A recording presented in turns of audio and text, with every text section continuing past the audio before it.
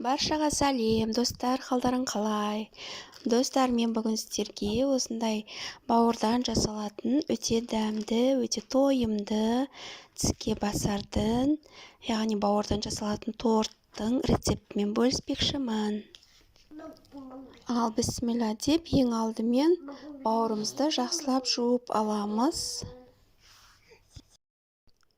Бауырымызды ет тартқыштан өткізіп аламыз. Содан соң ішіне керек нәрселер: тоз, бұрыш, дәмдеуіштер, өсімдік майы, жұмыртқа, ұн, сүт керек болады. Ет тартқыштан өткізілген бауырымызға жұмыртқамызды қосып, тоз, бұрыш, дәмдеуіштерімізді салып, венчикпен немесе вилкамен жақсылап араластырамыз, немесе миксермен араластырсаңыздар да болады. Осылай жақсылап араластырамыз. Содан соң сүтімізді бөліп, екіге бөліп құйып араластырамыз. Ұнымызды салып, бір келкі масса етіп араластырамыз жақсылап.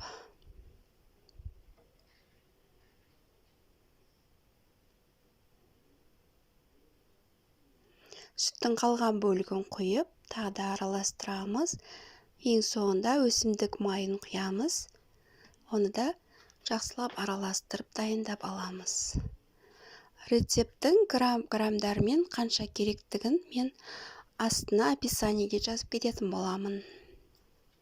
Достар, егер сіз менің каналыма тіркелмеген болсаңыз, онда міндетті түрде тіркеліңіз.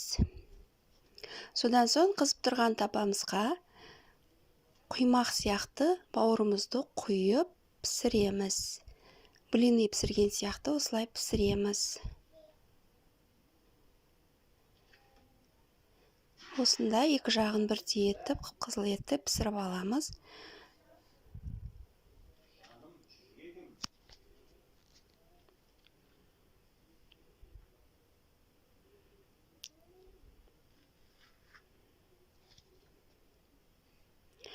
Содан соң чесногымызды тазалап, жақсылап майдалап турап аламыз. Немесе чеснок езетімен жақсылап езіп алыңыздар.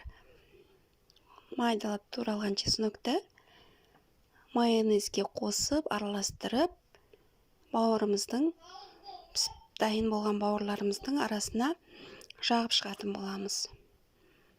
Содан соң ас көктерді турап, сәндеп, бауырды сәндеп жасағанға керек болады. Осылай дайын болған бауырларды дайындап қойған майонезбен чесногымызды осылай жағып, тортты жинаймыз.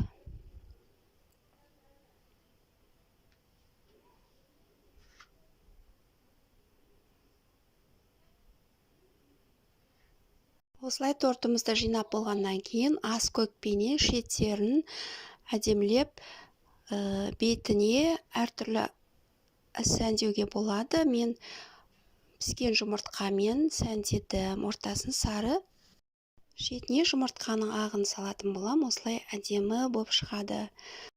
Достар, видео ұнаса, лайк басып, комментарий жаза кетіңіздер. Рахмет.